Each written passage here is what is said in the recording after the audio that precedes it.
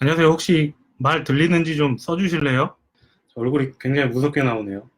이게 지금 조명을 어떻게 할 수가 없어서 좀 있으면 이제 손학규 대표님 임기가 아직 남았잖아요. 손학규 대표님과 정치 생활을 아마 정치 마무리를 같이 하지 않을까 싶은 예감이 드는 요즘입니다. 요즘 혁신위가 이슈더라고요.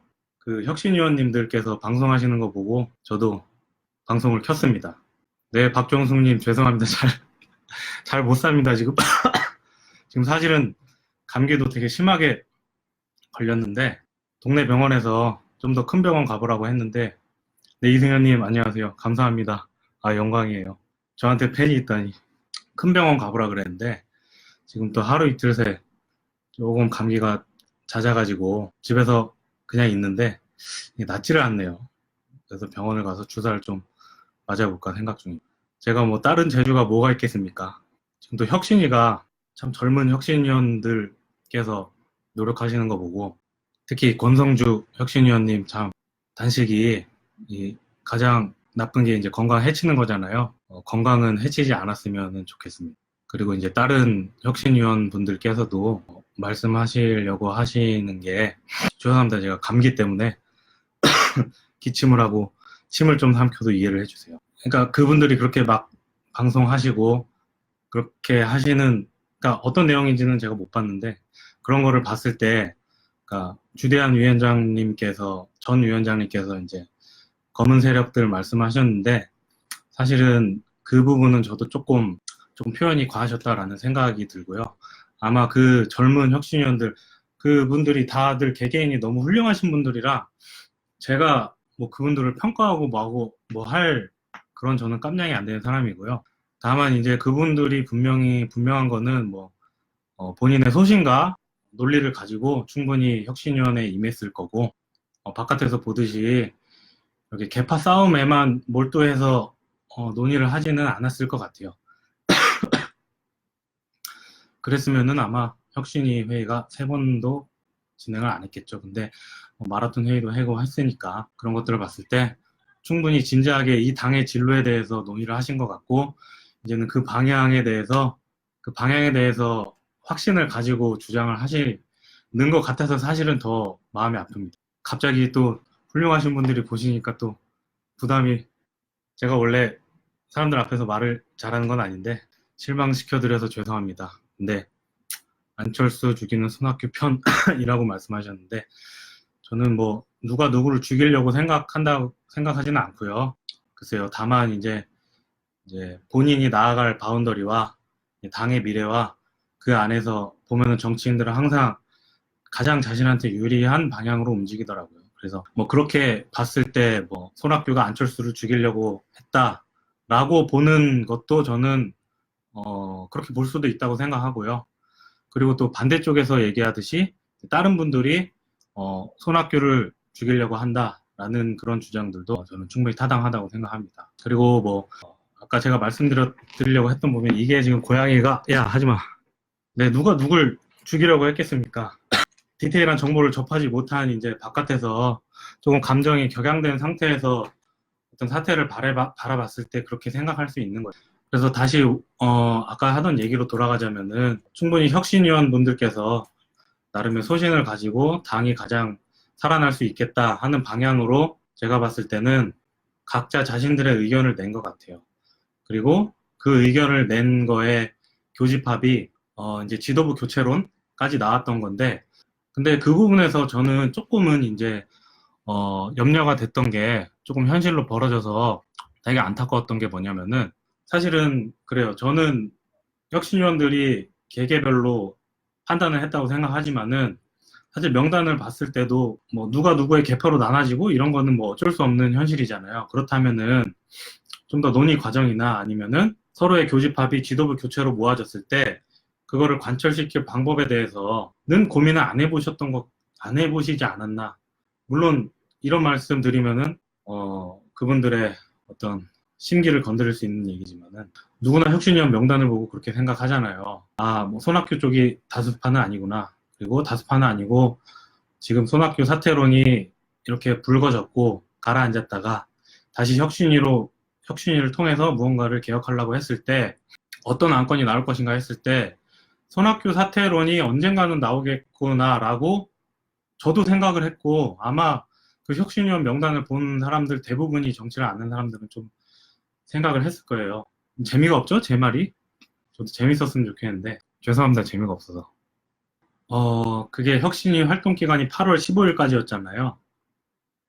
그래서 저는 그럼 이분들이 8월 15일 전에 언제까지 딜레이를 하면서 주대환 혁신위원장을 설득시키거나 아니면 최소한 주대환 혁신위원장이 혁신위원들의 그 의견에 크게 반대를 하지 않을 정도로 어떻게 하면 이분들이 이끌어갈까를 저는 궁리를 했거든요. 궁리라기보단 그냥 어떻게 할까 이분들이 궁금했어요. 궁금했는데 되게 마초 스타일로 진행이 된 것 같아요. 제가 그 자리에 있었던 건 아니지만 가장 솔직하고 가장 교집합으로 모였던 지도부 교체권에 대해서 지금 우리가 합의한 거는 가장 의견이 많은 거는 이거니까 이거를 안건을 내고 진행을 하게끔 된 것 같아요. 그래서 그 과정에 당연히 뭐 지금 혁신위가 뭐 첫 회의도 하지도 않았고 심지어 첫 안건조차 발표되지도 않은 상황인데 그 상황에서 지도부 퇴진 혹은 교체를 좋은 말로 다른 말로 바꿨던데 그 안건에 대해서 이제 낸다 싶었을 때 그럼 과연 주대환 혁신위원장이나 아니면은 그 소수의 손학규 쪽이라고 분류될 수 있는 그분들의 움직임은 어떻게 될 것인가를 예상을 하고 설득을 하든가 아니면은 주대환 혁신위원장께 조영술 혁신위원께서 인터뷰에서 밝힌 대로 이 안을 유예를 하자. 지금 발표하면 안 되고 나중에 좀 유예를 하자. 해서 좀 유예를 시켜가면서 다른 혁신 안건들 우리 당에 당장 고쳐야 될 문제들 많았잖아요.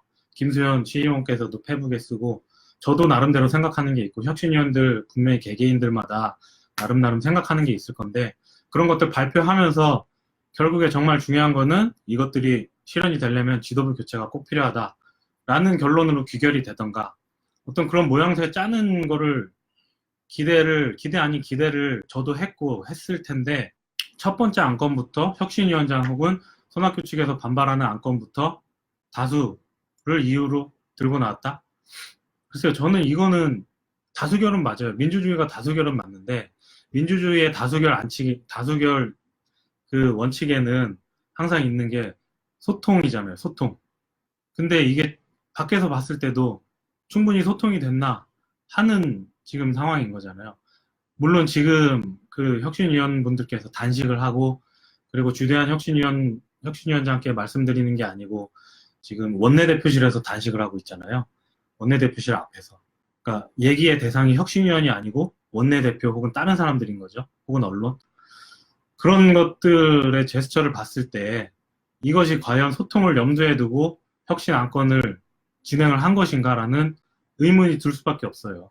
첫 번째 안건도 발표를 안 했죠. 다만 혁신위가 해체됐고 그 이유는 첫 번째 안건으로 지도부 교체론, 말이 좋아서 교체론이지 여론조사를 하고 재신임 안건에 대해서 진행을 하겠다라고 밝혔잖아요. 밝힌 것 때문에 이제 혁신위가 주대한 혁신위원장께서 그것은 도저히 받을 수 없다라고 판단을 하셨고 사퇴를 하셨고 혁신위원들께서 사퇴를 하셨고 그래서 저는 다시 말씀드리지만은 혁신위원 개개인분들의 역량이나 아니면은 가치관에 대해서 비판하고 싶은 게 아니고 다만 혁신위원회가 지금 자초된 상황이 일단은 당연히 칭찬받을 상황도 아닐 뿐더러 뭐 이게 권선주 혁신위원께 전달될지 어쩔지는 모르겠지만은 저는 그분의 잠깐 뵐 때지만은 그분의 어떤 가치관과 그리고 순수함이라 그래야 될까요? 제가 그분 잘 몰라서 그렇게 얘기하는 건데 그런 거는 같이 평가절하하고 싶지는 않고 저는 이 혁신위가 자초된 거에 대해서 자초됐고 그리고 혁신위를 정상화란 단어를 쓰는 거에 대해서는 동의를 할 수가 없거든요. 정상화가 아니고 왜냐면은 이미 보여줬잖아요. 이미 여러분의 교집합은 지도부 재신임이고 그것은 다른 사퇴한 혁신위원 다른 누군가가 들어오든지 그 안건이 바뀔 거다라는 생각은 아무도 하지 않잖아요. 다만 지도부 재신임을 위한 모양새를 갖추기 위해서 누가 들어올 것인가 솔직히 말씀드리면은 지금 그런 상태인 건데 그렇습니다. 그래서 참 너무 심각한 얘기만 해서 죄송합니다. 사실 이런 얘기 아니면은 뭘 할지도 잘 모르고 죄송합니다. 제가 너무 말하느라 댓글을 못 읽었습니다. 전원 합의의 원칙. 그러니까 전원 합의 원칙이 반드시 지켜지지 않더라도 활동 기간이 8월 15일까지잖아요. 8월 15일까지면은 저는 그때까지는 충분히 전원 합의까지는 아니더라도 사퇴는 막을 수 있지 않았을까 좀 그런 생각이거든요. 어차피 지도부 재신임은 분명히 들고 나올 거고 혁신위원 명단으로 봤을 때 손학규 대표가 지지자들을 버렸어요. 저는 솔직히 말씀드리면은 손학규 대표님도 많이 만나 뵙지 못해가지고요. 하지만 뭐 그분의 행적은 많이 언론으로 봤죠. 지지자들을 안 버렸으면 좋겠습니다. 그래서 지금 그쵸. 전원 합의를 이제 합의를 하고 시작을 했는데 아무튼 좌초를 했고 서로 의견이 너무 팽팽하다 보니까 단식까지 하고 있는 상황이죠. 네, 아무튼 건강은 안 상하셨으면 좋겠고요. 권선주 혁신위원님 비록 제 패치는 끊었지만은 저는 혁신위원님의 그 중저음 목소리와 깊이를 알 수 없는 눈빛 아무튼 건강 해치지 말기 바랍니다. 인보야 너는 정책이 별로 안 좋아하잖아. 나도 사실 페이스북으로 맨날 먹는 거 자랑하고 맛있는 데 찾아다니고 뭐 그런 용도? 그러면서 약간 관종기가 있어가지고 사생활 공유하고 그런 용도였는데 지방선거를 거치면서 정치용으로 약간 된 것 같아. 근데 아무튼 내가 그쪽에 굉장히 관심이 많고 소통하는데 굉장히 좋은 플랫폼이라 재미없는 얘기를 해도 좀 이해를 해줘. 그래서 지금 꾸준히 지켜보고 계시는 세 분이 누구신가요? 이런 얘기하면 또 어떤 색안경이 씌워질지 모르겠는데 저는 진짜 솔직히 말씀드리면 손학규 대표님 그분은 엄청 스킨십이 엄청 강하시거든요. 손도 나무꾼 손이고 그냥 악수만 해도 그분이 살아왔던 인생이 느껴진다 그래야 될까? 악수하고 그냥 제스처 그런 것만 봐도 그런 면에서 손학규라는 그 거물 정치인의 흡입력이 저는 아직도 유효하다고 생각하고요. 그리고 유승민 대표님은 사실은 잘 몰랐어요. 잘 몰랐고 지난 대선을 거치면서 저는 이분 공약을 읽으면서 사실 이분이 보수적인 그 스탠스 입장에서는 굉장히 진보적인 거를 취했잖아요. 뭐 최저임금 공약이나 아니면 기본소득이나 따뜻한 경제 주장하신 것도 기존의 보수의 것들과 굉장히 달랐고 그게 저는 한국 경제의 어떤 제가 솔직히 뭐 많이 배우지도 못했고 많이 알지도 못하지만은 제가 인식하는 선에서의 어떤 한국의 문제들을 고치는데 굉장히 유효하다고 생각이 들었고 그리고 몇 번 그냥 선거운동 하면서 이렇게 그분도 마찬가지로 선거운동 하면서 잠깐 뵀지만은 이분도 굉장히 스케줄이 강하고 그리고 흡입력이 굉장히 있는 분인 것 같아요. 이분도 잠자는 와룡이구나 그런 생각을 하고 있지만은 그러니까 저는 제일 싫은 게 뭐 이런 당의 어떤 중진 정치인들에 대해서 얘기하면 색깔을 씌우는 게 저는 사실 가장 불편한 부분인데 아무튼 뭐 제 예상으로는 아마 손학규 대표님 임기와 저의 정치 생활과 거의 비슷하게 마무리되지 않을까 지금 그런 상황이기 때문에 그냥 말씀드리겠습니다. 그리고 뭐 안철수 대표님이야 뭐 저는 처음에 안철수 대표님은 진짜 제가 진신 캠프 때부터 막 가서 정책 건의하고 그때 청년의 목소리를 듣겠다 지금은 많은데 그때는 청년 목소리를 듣겠다는 공간이 없었어요. 그래서 거기서부터 정책 건의하면서 많이도 못 뵙고 지금도 많이 못 뵙고 지금도 가끔은 뜻을 알 수 없지만은 정말 이 사람의 어떤 선의는 제가 봤을 때 정치인 중에서 이 사람보다 약간 바보스러울 정도로 좀 이타적으로 판단하는 사람이 있을까? 그 모습이 제 감기 때문에 그래서 천식 환자 같아서 좀 이해해 주세요. 그런 이타적인 모습이 현실 정치, 한국에서 정치하려면은 좀 더 전략적이어야 되지 않을까 하는 걱정이 항상 들게 하는 그런 모습인데 근데 그분이 아무튼 진지하게 고민하고 결론 내린 문제들은 거의 저는 의심의 여지가 없었던 것 같아요. 거의 그 방향성에 대해서는 그러니까 제가 뭐 아까도 말씀드렸듯이 학력도 짧고 지식도 짧지만은 그냥 제 나름 판단하기에는 내리는 방향에 대해서 오류도 가장 적고 가장 정말 사회에 이타적으로 고민을 많이 하신 분이구나 라는 거를 많이 생각했던 정치인인 것 같아요. 그래서 그래서 합당할 때 엄청 찬성을 했고 좋아했고 앞장서서 찬성을 했는데 중간 과정이 순탄치가 않았죠.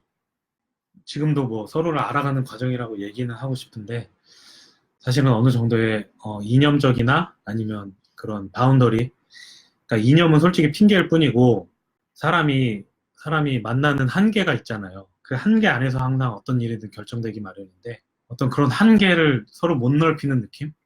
되게 은근히 정치하는 사람들 치고는 되게 소극적인 사람들이 많은 게 바른미래당인 것 같아요. 제 나름의 얕은 식견입니다. 그러니까 너무 미워하지 마시고요.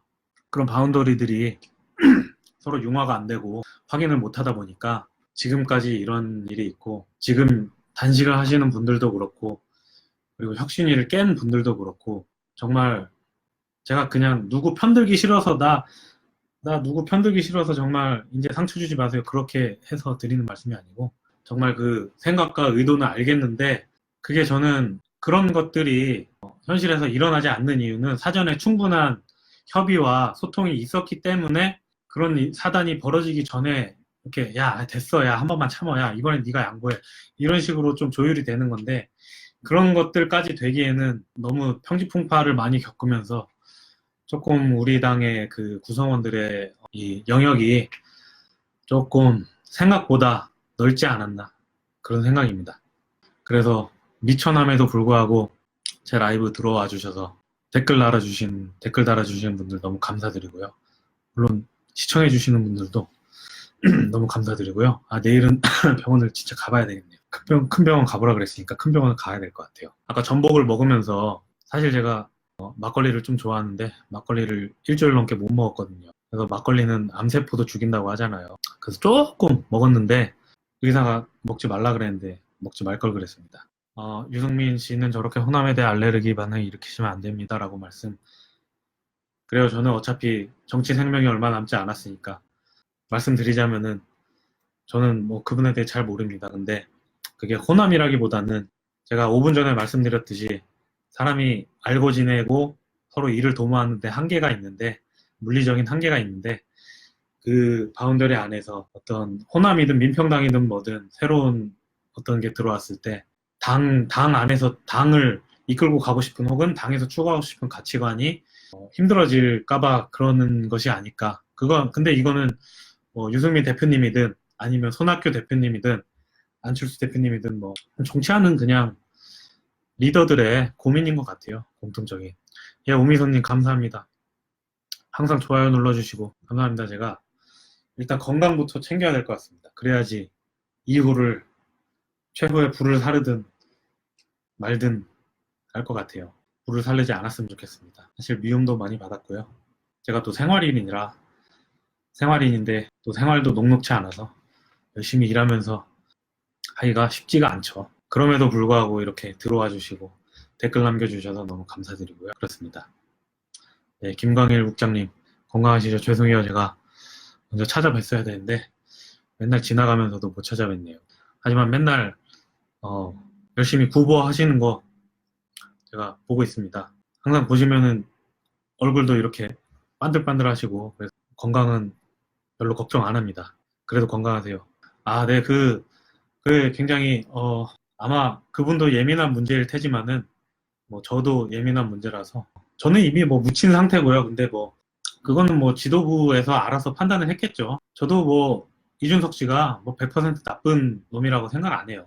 그 안에서 분명히 역할이 있을 거고 지금 뭐 지도부에 계시는 분들이 적절히 알아서 뭐 윤리위원회가 제 기대는 뭐 그러니까 외부 법적 기관 같이 이렇게 딱딱 어떤 기준에 따라서 혹은 그런 사례들에 따라서 이렇게 내리면 좋겠지만은 사실 그건 말고도 당내 기구니까 그런 정치적인 어떤 고려에 대해서 충분히 있을 수 있고요. 다만 그냥 뭐 반드시 사실 모르겠어요. 제가 그 얘기를 하니까 굉장히 많은 지지자분들, 제 지지자 아니고요. 안철수 지지자분들께서 분노하셨고 저도 사실 이준석 씨가 그런 말하는 거에 대해서는 저 양반 도대체 언제 저거로 고치나 항상 그 생각을 갖고 있었는데 아무튼 근데 지금 지도부에서 뭐 그런저런 상황에 대해서 당이 유예를 할 수 있는 방향으로 행동을 하고 있다고 저는 생각을 하고 있습니다. 그 부분에 대해서 뭐 제가 뭐 똑같이 뭐 권성주 혁신위원님처럼 단식을 할 일도 아니고 건강도 안 좋고 그냥 알아서 잘 하겠죠. 그냥 사람들이 알았으면은 본인도 앞으로 잘 좀 자중을 해줬으면 좋겠습니다. 뭐 논란을 일으켜서 이렇게 주목받아서 그렇게 할 수도 있지만은 워낙에 또 그분이 그런 쪽으로 강하신 분이잖아요. 절대 어디 가서 또 지지도 않고. 근데 사람인 사람마다 뭐 이번에 그 지지자들의 반응을 보면 아셨겠듯이 사람마다 뭐 그냥 뭐 정치적으로 생각하지 않는 사람들도 있고 그러니까 행동이 있으면은 결과가 있기 마련이죠. 그런 거라고 생각합니다. 알아서 하겠죠.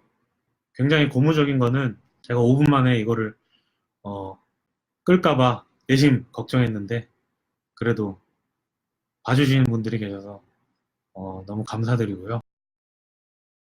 그리고 이제 마무리하기에 앞서서 아까 처음에 드렸던 말씀을 다시 드리자면은 지금 단식하시는 권성주 위원님도 그렇고 혁신 위원님들도 그렇고 절대 뭐 그분들의 뒤에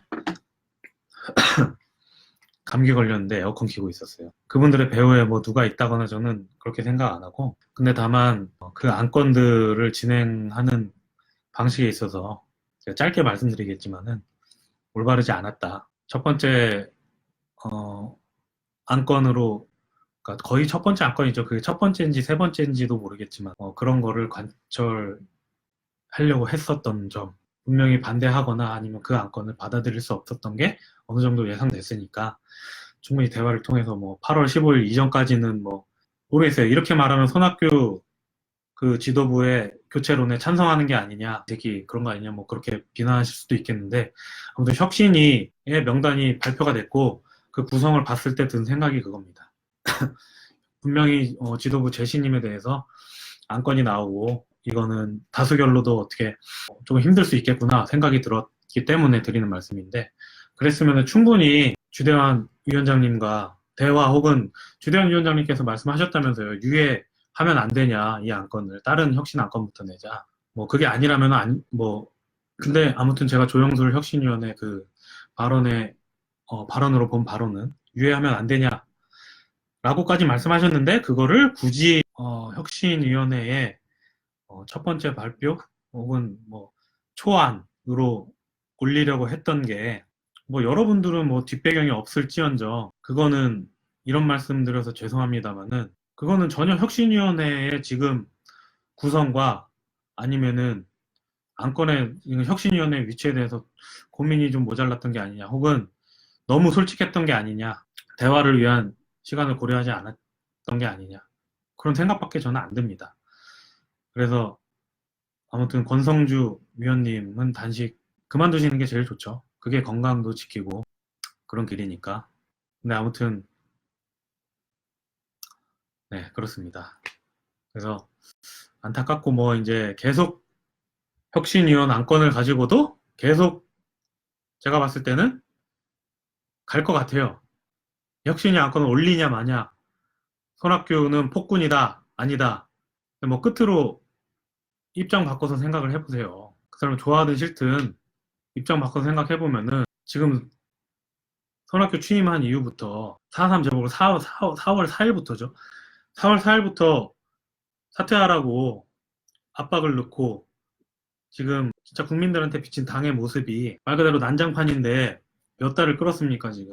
그 상태로 지금 한 데다가 그래서 이제 그거를 조금 중화시켜 보고자 해서 혁신이 출범했는데 혁신위에서조차도 이제 똑같은 안건을 들고 똑같이 그러니까 바톤 터치를 한 거잖아요.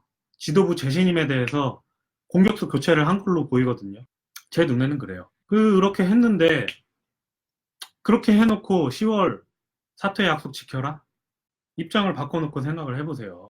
아니 물론 잘못했을 수도 있어요. 인기가 없다는 것도 알아요. 잘못했을 수도 있고 능력도 없어. 근데 그런 식으로 면박 주면서 너 능력 없다 당신 물러나라 하면서 정말 평생을 정치를 위해서 살아온 노장을 그런 식으로 내쫓으려고 하면서 10월까지 지지율이 10%안 나오면은 물러나라는 약속을 지켜라. 입장 바꿔 생각해 놓으면은 지지율 안 나오는 이유는 뻔하잖아요. 이거는 제가 손학규 대표를 좋아해서가 아니고 그냥 누구나 봐도 그래요. 지금 뭐 모르겠어요. 끝에 와서 갑자기 제가 조금 흥분하는데 정치 모르는 사람들한테 물어봐도 그래요. 니네 당 왜 그 모양이냐? 왜 아니 뭐 글쎄 뭐 손학규 좋아하지도 않고 뭐 그러니까 손학규 물러나든 말든 뭐 알 바 아닌데 니네당 왜 그 모양이냐? 니네당 그 모양인 모양을 만든 게 누구냐? 물론 물론 여러분 지금 지도부 교체를 주장하시는 분들 입장에서는 리더 혹은 그 리더 구성원들이 무능하기 때문에 그런 사단을 일으킨 거다라고 계속 주장하시잖아요. 근데 취임 이후로 단 한 번이라도 저는 당대표 밀어준 적 있습니까? 솔직히 까놓고 말해서. 저는 그런 부분 때문에 여러분들의 지도부 교체론에 동의가 안 되는 거예요. 한 번이라도 밀어준 다음에 그렇게 했으면은 이해를 하겠어요. 근데 제가 여기서 계속 이제 흥분하고 이러면은 건널 수 없는 강만 건너는 거겠죠. 자제하겠습니다. 그래서 아무튼 임동환님 감사합니다. 제가 그런 말 들을 사람도 아니고 아닌데 아무튼 과찬해 주셔서 감사드리고요. 부끄럽습니다. 글쎄 모르겠어요. 혁신위는 사실상은 해체됐다고 보는데 아무튼 권성주 위원님의 건강이 걱정돼서 저는 마지막으로 조금 드리고 싶은 말씀이 그러니까 권성주 위원회 그러니까 그 주장과 방식과 그리고 첫 번째 안건으로 지도부 교체론을 이렇게 한 거에 대해서는 저는 아직도 잘 모르겠지만은 아무튼 단식을 하고 계시는 상황이고 또 건강이 염려되니까 그 부분에 대해서는 손학규 대표님이나 지도부에서 정치력을 발휘하셨으면 좋겠다라고까지만 말씀드릴게요. 그래서 맞습니다. 그래서 제일 당대표 경선할 때부터 TV토론에서 바단계 후보들이 손학규를 얼마나 모욕을 줬는지. 그러니까 그게 정치다라고 생각하시는 분들이 있는 것 같아요. 그리고 나름 효과를 보고 있으니까 그게 정치고 그걸 계속 지속을 하는 건데 맞습니다. 저도 굉장히 불편했는데 아무튼 뭐 현실 정치에서는 당선되는 놈이 법이고 살아남는 게 뭐 승자이기 때문에 그거에 대해서는 뭐 저는 일단 뭐 선거도 물론 이길 수 없는 선거라는 변명거리가 있겠지만은 별로 드릴 말씀이 없습니다. 굉장히 좀 다음부터는 우리 당내 바른미래당에서 치러지는 선거에서 경선만큼은 조금 네거티브를 하더라도 그러니까 네거티브라고 표현이 되는 거죠. 네거티브를 하더라도 좀 지킬 건 지키면서 혹은 사실관계는 확실히 파악해서 지지자들이 나중에까지 지금 보면은 나중에까지 막 뭐 이상한 소문 돌고 그러잖아요. 그런 것들에 대해서는 좀 지킬 거는 좀 지켜줬으면 좋겠어요. 경선만큼은 좀. 바른미래당 당내 경선 보면서 이 당이 합당하지 않았구나라는 생각이 드는 게 그냥 TV에 나오는 당대당 선거 보는 것 같았어요. 엄청나게 서로 헐뜯고 타격 입히고 모르겠어요. 제가 너무 나이브하게 생각하는 걸 수도 있는데 그러니까 저는 뭐 경선에 도전해본 적도 없고 경선에 도전해서 살아남아 본 적이 없기 때문에 제가 하는 말은 사실 굉장히 가벼울 수밖에 없습니다. 뭐 물론 총선을 준비하는 다 이유는 똑같은 것 같아요. 뭐 다음 선거를 지나고도 당이 어떻게 살아남을 것이냐, 혹은 당의 주축을 이루는 정치인들이 어떻게 살아남을 것이냐, 그게 주된 관심사고, 이제 그거에 대한 생각이 확연히 달리기 때문에 지금 그렇게 단식까지 하면서, 혹은 단식하는 걸 받지 않으면서 생각을 관철하는 것 같은데, 제 생각은 앞에서도 충분히 말씀드렸고, 남은 기간 좀 정치력을 발휘하셨으면 좋겠고, 그렇습니다. 이제 지금 손학규 대표님의 어떤 거취를 놓고 서로 양보할 수 없는 주장을 한 지 3개월이 넘었잖아요. 그 정도면은 이제 서로의 어떤 양보할 수 없는 선은 파악이 됐는데도 불구하고 지금 조금 고집을 부리는 거에 대해서는 저는 굉장히 아직도 좀 이해도 안 가지만은 협의를 했으면 좋겠습니다. 하지만 아닌 건 아닌 거죠. 아닌 건 아닌 선에서 당이 깨지지 않고 내년 총선에서 살아남았으면 좋겠습니다. 제가 너무 혁신이 얘기만 했는데요. 만약에 제가 다음에 또 라이브를 한다면 당이 뭘 했으면 좋겠나 뭐 그런 얘기도 조금 했었으면 좋겠어요. 근데 제가 가진 안건들은 굉장히 진보적일 수 있는 안건이라 그냥 말씀드리자면은 말씀 안 드리는 게 낫겠는데 말씀드리자면은 우리나라의 정서상이나 국민들의 정서상으로 봐도 동성연애나 동성혼은 절대 허용이 안 되는데 저도 거기까지는 사회 혼란을 막기 위해서 그렇게 돼야 된다고 생각해요. 그러니까 사실 차별금지법에는 반대를 하는데 왜냐하면은 동성을 미워하는 사람들이 있기 때문에 그 미워하는 행위, 구체적인 행위에 대해서는 어떤 법적인 제재 없이는 다른 사람한테 피해를 주지 않은 동성애자들의 행복 추구권이 박탈될 수 있겠다라는 이유 때문에 차별금지법은 일부는 허용하는 입장인데 동성혼은 조금 저도 우리 우리나라가 아직 거기까지 받아들이기에는 조금 문화적인 맥락이 조금 아직은 부족하다고 생각하고요. 다만 보니까 그 법적인 어떤 이제 사실혼인 관계인데, 그러니까 동성혼은 허용하지 않지만 사실혼인 관계이면서도 어떤 사람이 위기에 처했을 때 다른 사람이 법적인 보호자나 그런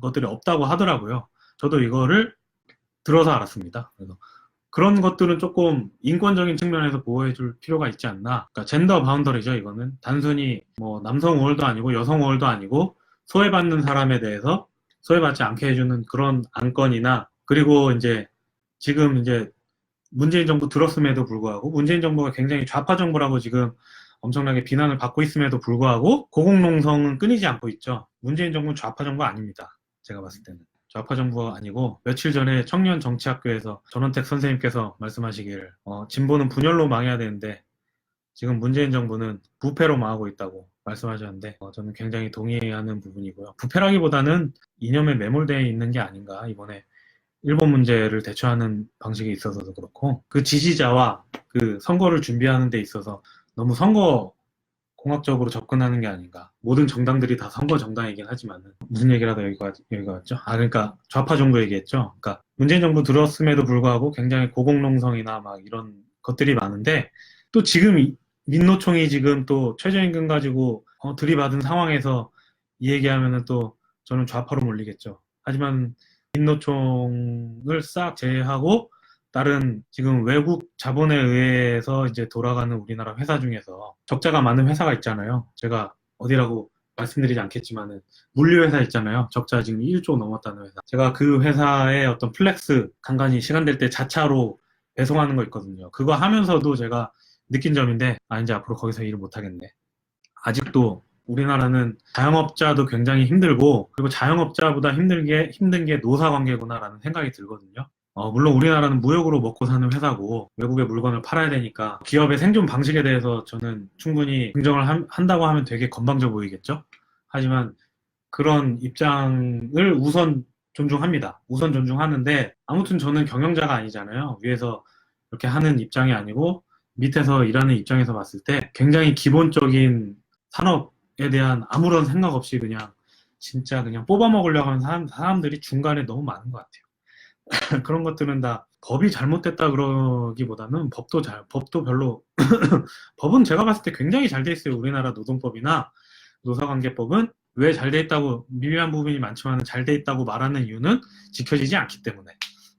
하지만 노사 문화가 없는 거죠. 그러니까 너무 빨리 경제 발전을 너무 빨리 이뤄가지고 노사 문화가 조금 정착이 덜 돼가지고 어떤 소외되는 사람들이나 계층에 대해서는 아직까지도 우리나라는 탈출구가 없다. 그거는 맞는 것 같아요. 제가 나이가 나이고 하는 일이 항상 의리다 보니까 약간 그런 쪽에서만 생각을 많이 하는데, 아무튼 만약에 우리 당이 다음에 뭐 총선을 어떻게 준비하고 혁신 안건으로 무엇을 낼 것이냐라는 거를 물어본다면은 뭐 그런 것들을 얘기할 것 같아요. 소외받는 젠더들을 법적으로 보호받을 수 있게 하는 방안들이나, 아니면은 지금 노사관계에서 소외되는 계층들에 대해서 좀 더 어떤 사회 안전망이나 그런 것들을 보장할 수 있는 방향으로. 사실 이렇게 얘기하면은 지금 고용보험 저길로 나가는 돈이 얼마고 막 이렇게 얘기할 텐데, 거기서도 소외받는 사람들이 있고, 거기까지는 뭐 제가 겪었던 거기 때문에 그런 것들 얘기하고 싶고, 선거제도는 연동형 비례대표제는 뭐 유승민 대표님이 말씀하신 바가 맞아요. 그러니까 중대선거군제랑 같이 하면서 연동형 비례대표제를 하거나 해야지 원래 원하는 대로의 의미가 있는 법인데, 그거를 진행하는 와중에 우리나라 의원들이 훌륭하신 분이 저는 훨씬 더 많다고 생각하지만은, 지역구 선거에 얽매이면서 사실은 기대 이상인 분들도 국회에 많다고 생각하거든요. 선거 잘하는 사람을 국회 들여보내기보다는 저는 그냥 묵묵히 자기 분야에서 전문성이 인정받아온, 좀 선거 못하고 막 이렇게 막 험한 소리 못하고 하더라도 그런 전문적인 어떤 경험을 쌓아온 사람들이 비례대표로라도 국회에 좀 더 들어가는 게, 중대선거구제로 바꿀 수 없는 지금 상황 하에서 우리나라 정치,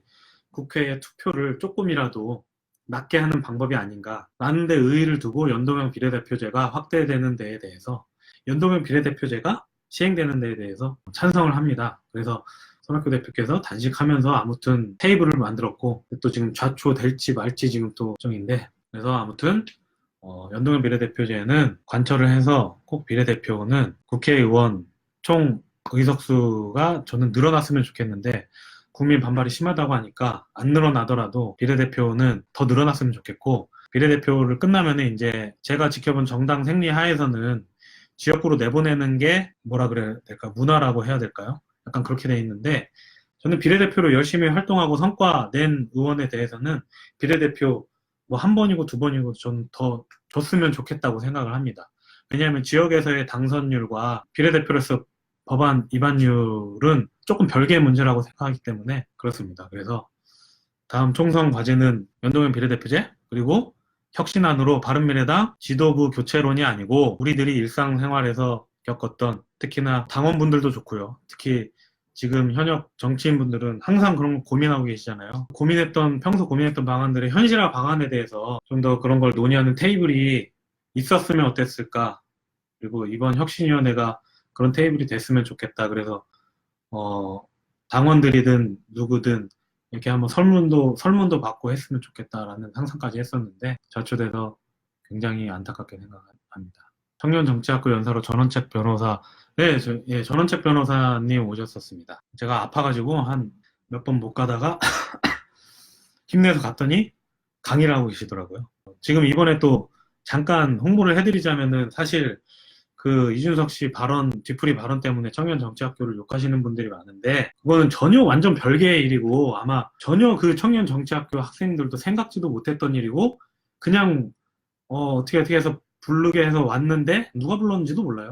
왔는데 그런 얘기를 했고, 그 중에 웃는 사람이 있어서 그 분위기 막 이렇게 잡으면서 그렇게 한 거지, 사실 청년정치학교 학생들은 전혀 그거와 별개고, 그리고 지금 민주당에서 또 청년 정치학교를 뭐 한다고 하더라고요. 근데 보니까 보시면은 아시겠지만은 기간도 뭐 한 달도 안 돼요. 한 달도 안 되고 굉장히 짧은데 그나마 바른미래당 우리 당에서 하는 청년 정치학교가 일단 길게 잡았고 지금 3월부터 해가지고 8월에 끝나니까요.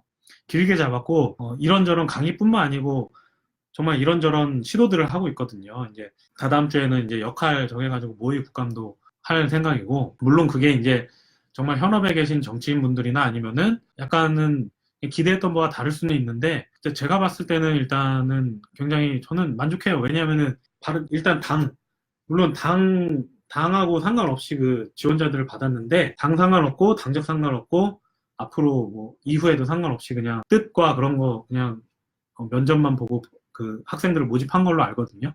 저도 그래서 아무튼 운 좋게 들어갔고, 근데 아무튼 뭐 학생들을 봐도 바른미래당에 호감 있는 학생도 굉장히 많고, 학생들이 학교 다니면서 과제 치이고 뭐 아르바이트에 치이고 막 취업에 치이고 하면서 뭐 정치나 이런 것들을 정말 접해볼 그 기회가 없거든요. 그러다 보니까 정말 어쩌다가 정당에 이제 흘러 들어왔다고 표현하는 게 맞는데, 정당에 흘러 들어와서 이렇게 하는 청년들도 정당에서는 이 청년이 언제까지 있을지도 모르고, 사실 그냥 청년 젊은 이미지는 필요하고 하니까 잠깐 동원하는데 쓰이거나, 아니면은 이 친구가 정말 좀 끈기가 있거나 하면은 보좌진으로 들어가거나 뭐 이렇게 하는 경우인데, 아무튼 그런 정치에 관심 있는 일반 청년들을 이렇게 모아놓는 공간이 없거든요.